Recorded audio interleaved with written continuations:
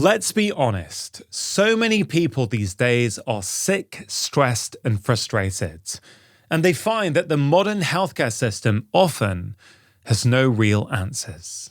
You get handed pills, rushed out the door, and told your numbers look fine, whilst inside, you feel as if you're falling apart. I've been a medical doctor for around 25 years, and what I'm about to tell you is something that you don't often get told. Not everything that we measure matters, and not everything that matters can be measured. What really heals you cannot always be measured on a blood test. There are so many what I call unmeasurables that have a huge impact, not only on our health, but also our wider lives. So if you want to live a healthier, happier, and perhaps a longer life, here are 3 important truths that I would love for you to know. Number 1, purpose heals, but there's no prescription for it.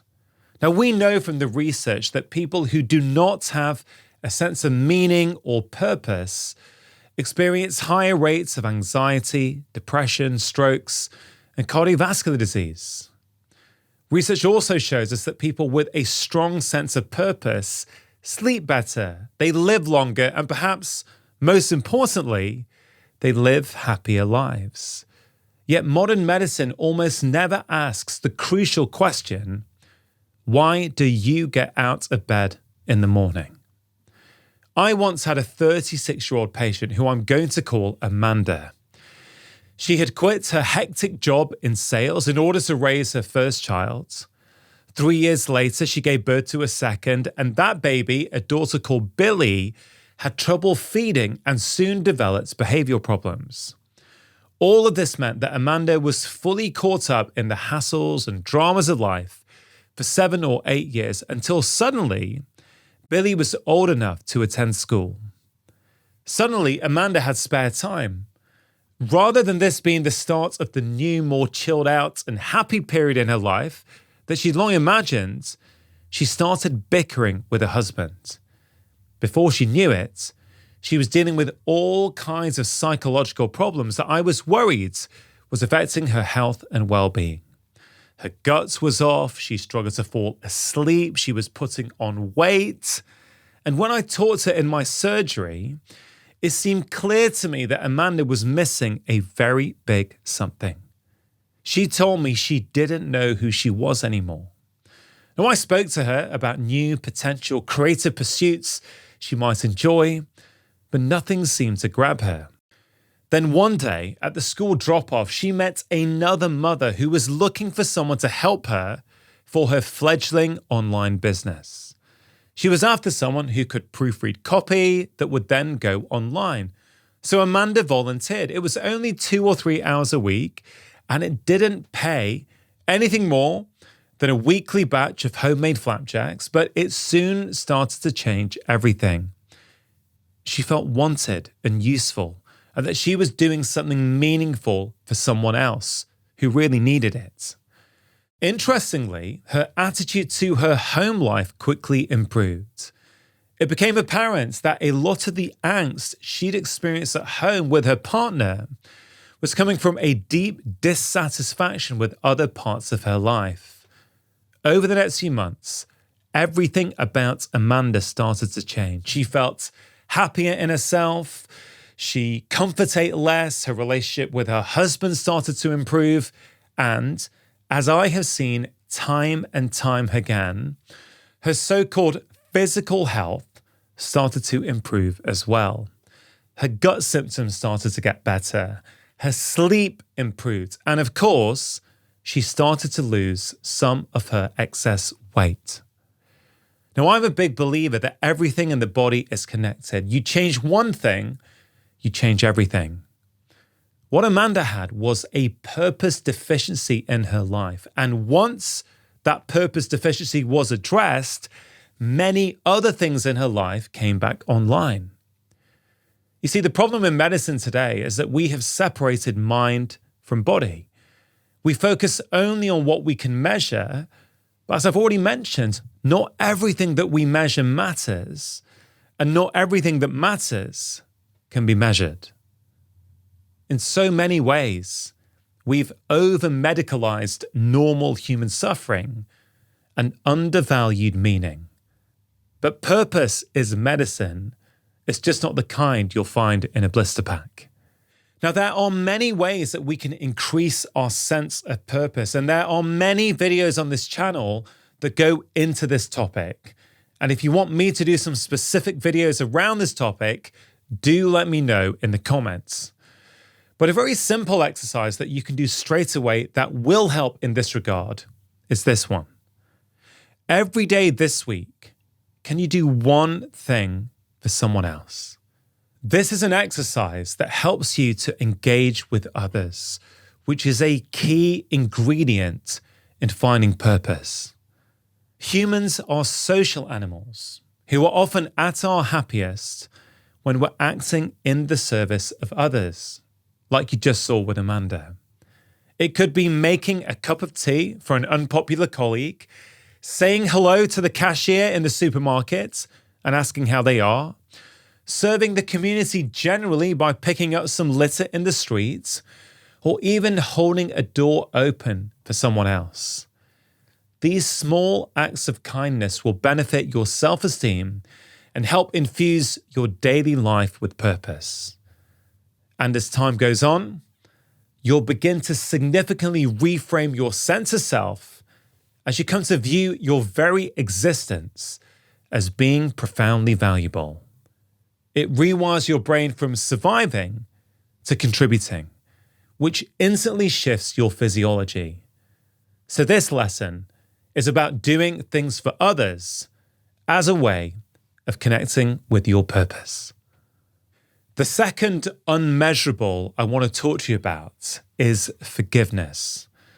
Now, a lot of people don't realize this, but holding on to resentment and not being able to forgive has been associated with the development of many different chronic diseases, certain types of autoimmune disease, certain types of cancer, and holding on to resentment also elevates our stress hormones, weakens our immunity, and has also been shown to worsen our sleep and our blood sugar regulation.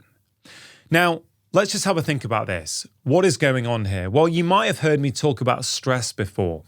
Okay, stress can come in from the outside, that's external stress, but stress can also come in from the inside. When we're holding on to negative emotions, month after month, year after year, decade after decade, that's a form of internal stress that we are generating within ourselves. Now, let me go back to some of that research that I spoke about. I said there are associations between not being able to forgive and holding on to resentment and many different types of chronic disease. I'm not saying necessarily that it is causing it. This is a very delicate topic to bring up because a lot of people don't want to hear this. But the only reason I'm saying this is because I genuinely want to help you. I've seen this cause problems time and time again throughout my career. A few years ago, I had a patient. She was in her 40s, let's call her Sabrina, and she had high blood pressure.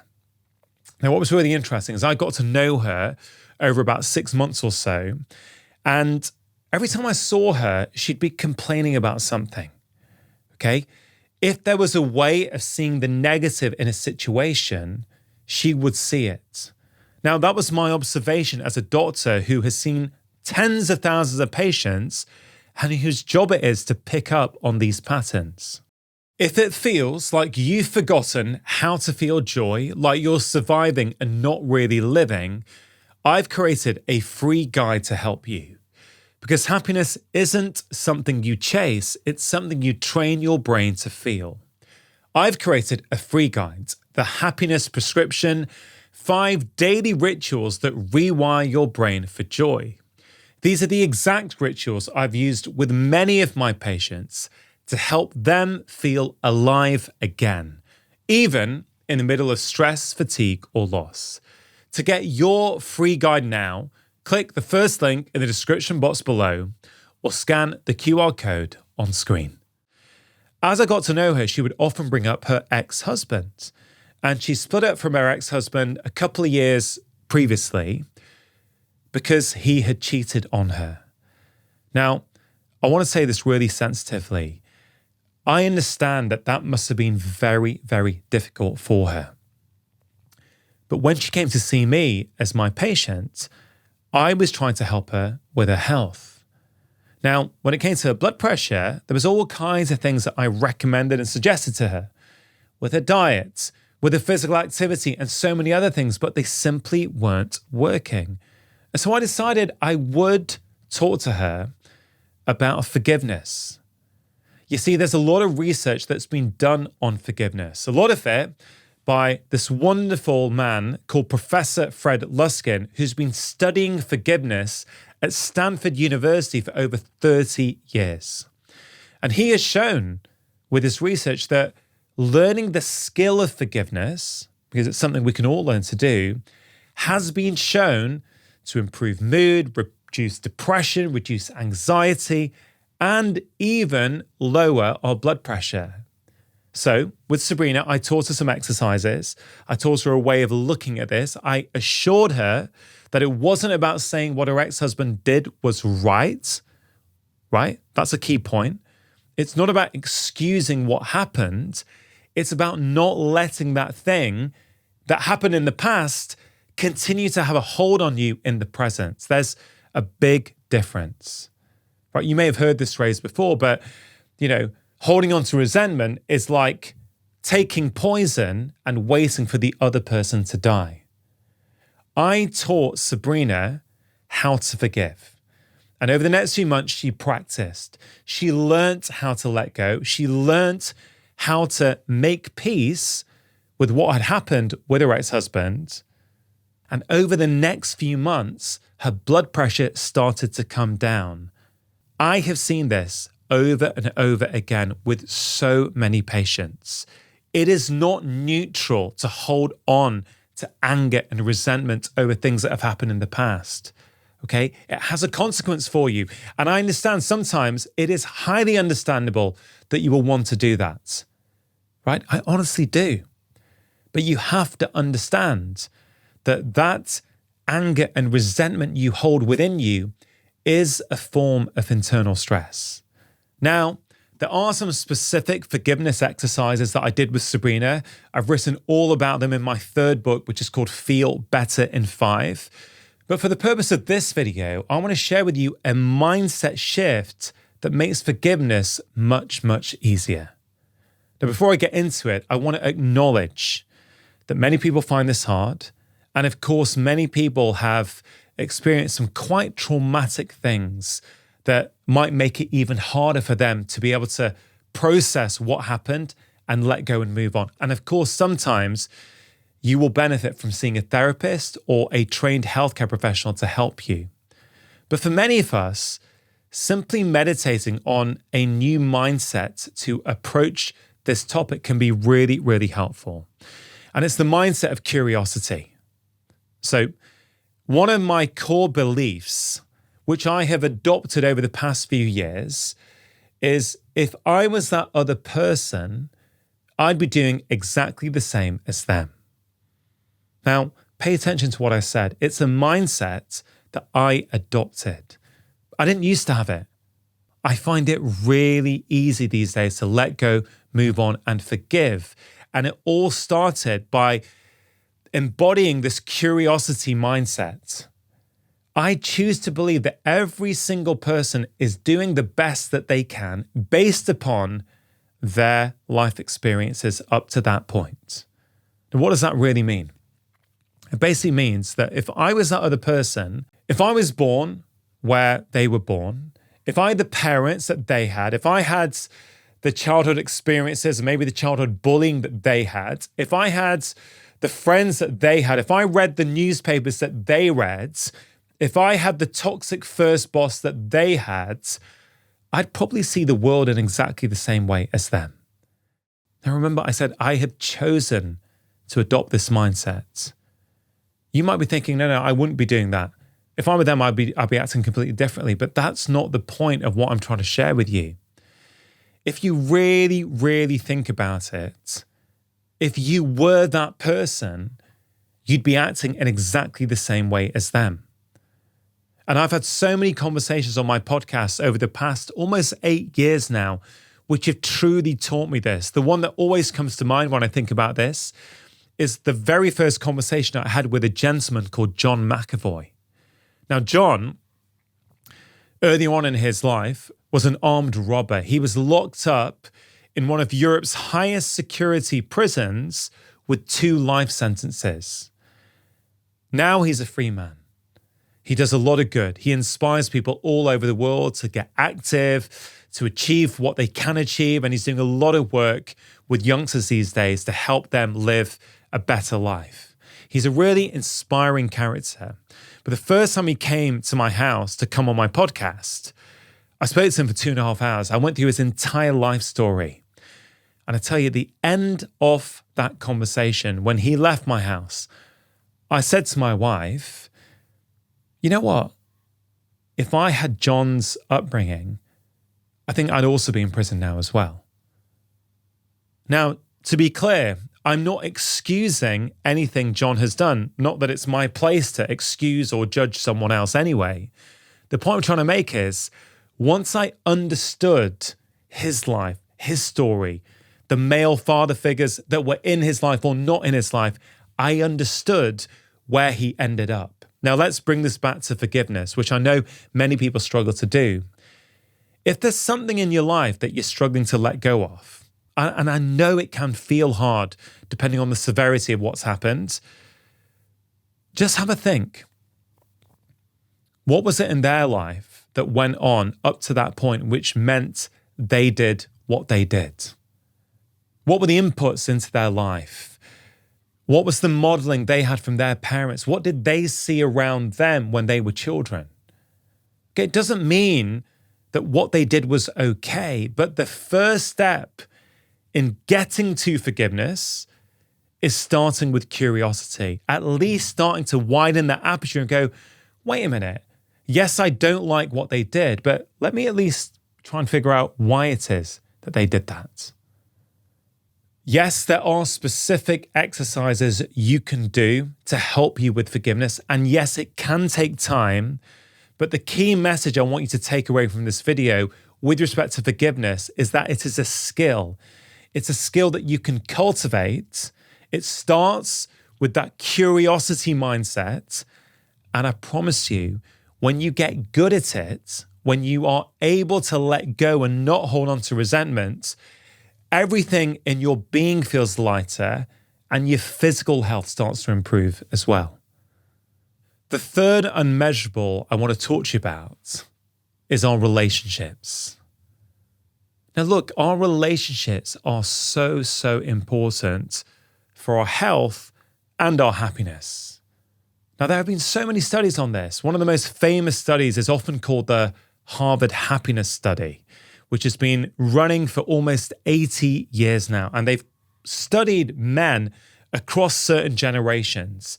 And they have shown that good, secure relationships is the number one factor that determines a healthy and happy life. Just think about that. This whole video is about the unmeasurables. It's about the things that we don't always prioritize in medicine because instead we look at what we can see. Your blood glucose, your blood lipids, your triglycerides, whatever it might be. And I'm not saying those things are not important. They are. But the unmeasurables are as important, if not more important for so many people. Now, what is the opposite of good quality relationships? Well, one of the opposites is loneliness. Some meta-analyses out there have suggested that chronic loneliness might be as harmful for us as smoking 15 cigarettes per day. We also know that chronic loneliness increases the risk of premature death by up to 30%. Social isolation has also been linked to depression and the shrinking of memory centers in the brain. But again, in medicine, we often don't look at this, we often don't prioritize this, and of course, we don't have a measurement for this. So why is it that loneliness is so harmful for us? Well, one way you can think about this is through the lens of the stress response. Our stress response evolved a long, long time ago to keep us safe. So just imagine you were back in hunter-gatherer times, you were with your tribe, and you saw out of the corner of your eye a predator approaching. In that instant, your stress response would kick into gear, which would do all kinds of things. Your blood glucose would go up, your blood pressure would go up, your emotional brain would go on high alerts, your blood would be more prone to clotting. All of these things are there to help you in case you got attacked, right? All four of those things would help you. But let's look at our stress response through another lens. Seeing a predator is a stressful situation, but being by yourself is also a stressful situation. If you're out by yourself in the bush, right, away from your tribe, your body knows that you're vulnerable. If something was to happen, right, if you were to get attacked, you don't have your tribe around you to help you. This is one of the reasons why chronic loneliness is so toxic for our health. So what's going on here? Why are we struggling so much with loneliness, and what can we actually do about it? Well, of course, there are many reasons why in the modern world, so many of us feel lonely. And what's really worrying actually is that a lot of this loneliness is happening in younger and younger age groups. There was also a recent study conducted by Gallup with people from 142 countries that found that almost a quarter of all adults feel very or fairly lonely, with higher levels among young people, suggesting that loneliness is on the rise. Okay, so this is real. This is happening a lot, and it is on the rise. Now, we do live in an individualistic culture these days.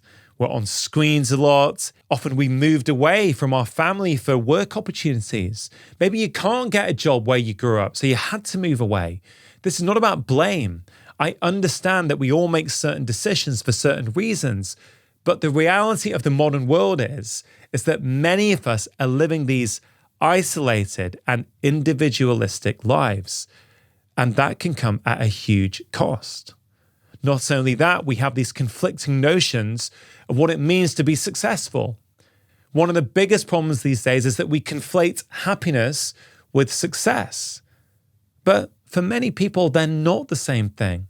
And just to be clear, I recognize that money is important. I understand that many of us have to do things that perhaps we don't want to do in order to earn enough for our shelter, our food, our housing, whatever it might be. I get that, right? But many people these days, and I've seen them in my practice over the years, already had enough, but they kept pushing to get more. But whilst pushing to get what they thought they had to get, that will make them, in inverted commas, successful, they wrecked the things that truly make life meaningful. And in a lot of cases, it's their relationships. Okay, so relationships matter. It's not just about how you feel. I think we all get that. You know, when relationships are going well, we feel good. This also has an impact on your physical health. Just last weekend, I was in London and I was given a keynote at something called the Health Optimization Summit, which is a biohacker conference. And I haven't really spoken at many biohacking conferences before, but I was interviewed right at the start of the event. And the title of the interview was Biohacker versus Doctor, where we align and where we disagree. Quite a punchy title. And it was a really fun conversation. And one of the questions I was asked by the moderator was, Dr. Chatterjee, you mentioned where biohackers get things right. Can you tell us all now, where do you think we sometimes get things wrong? And I said, okay, look, firstly, I can't speak for every biohacker, but what I've noticed and what I've seen with some people is that they're so obsessed with trying to optimize all of their blood parameters and all of their health parameters, but they often do it at the cost of their relationships. Right now, I'm not saying we shouldn't be looking to optimize those parameters. I love it when people are proactive about their health. But I think all of us have to realize that every single thing we do has a cost.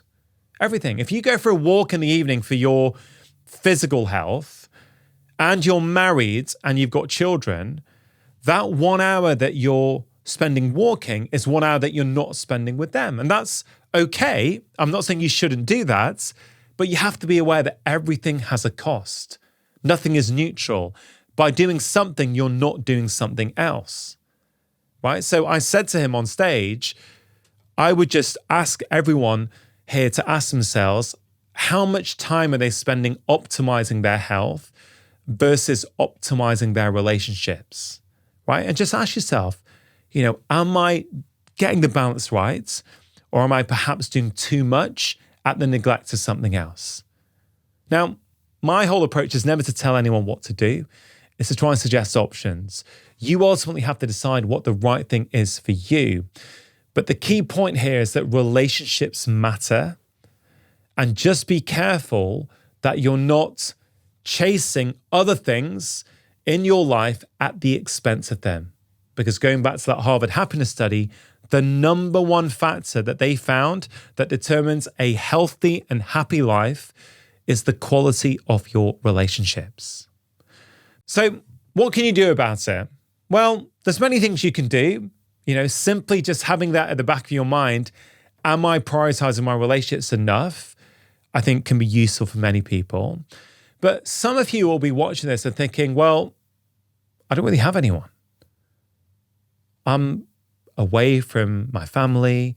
I don't have any friends where I live. I am one of those people who are a little bit lonely, right? And so when people ask me about this, I say, okay, have you got any hobbies? And I ask that to you right now. Have you got any hobbies? If you can't think of what hobbies you have now, think about hobbies that you've had in the past. And ask yourself, how often are you engaging with it?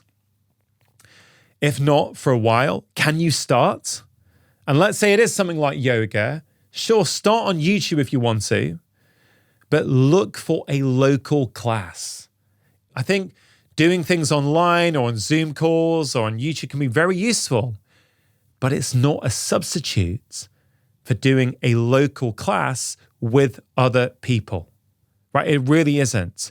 And so if you're someone who is living somewhere in the world now where you feel a bit isolated and you don't feel you've got friends or family around, it is a fantastic way of meeting other like-minded people, whether it's yoga, singing, martial arts, going to the gym, whatever it is, okay? So the key message here is that relationships matter. They matter for how you feel about yourself, and they matter for your health. And I want you to ask yourself, are you nurturing yours enough? So to finish off, back to the key message in this video. Not everything that we measure matters. Not everything that matters in life can be measured. Now, I'm going to be honest. I don't think doctors are intentionally keeping something back from you here. I really don't. I just think because of the way we're trained, we end up prioritizing the things that we can measure. And I think a lot of doctors are not aware of some of these things, but this problem goes beyond medicine. A lot of us in life also focus on what we can measure. Our salary, how much money is in our bank accounts, how many followers do we have on social media, whatever it might be. And I understand that. But just because those things are easy to measure, it doesn't mean they're the most important things in your life. Yes, they're important. I'm not saying they're not. But we need to have balance. Too many people focus on the measurables in life. And I'm convinced now more than ever that so many of the things that really make a difference with people's health and their well-being are the things that we can't measure. So think about your purpose. And as I mentioned earlier, try for 7 days to make sure you're doing one thing each day for someone else. Think about your ability to forgive. Are you someone who does find it easy to let go and move on? Or are you someone who holds on to resentment? If so, just know that even if you improve that skill by 5 or 10%, it will have a meaningful impact on your life. The best way to start doing that is to approach all of these things that you can't let go of with the spirit of curiosity. And finally, think about your relationships. Are you nurturing them enough? Do you have relationships in your life that you're not spending enough time on? And if not, can you find a hobby and join a local class? So I hope you enjoyed that video. Let me know in the comments which one of those 3 unmeasurables resonated the most with you. And never forget, not everything we measure matters, and not everything that matters can be measured. And if you enjoyed this video, I think you're also really going to enjoy this one. What if 5 days could change everything? What if you could reset your body, your energy, and your mental clarity without needing a vacation, quitting your job, or overhauling your entire life?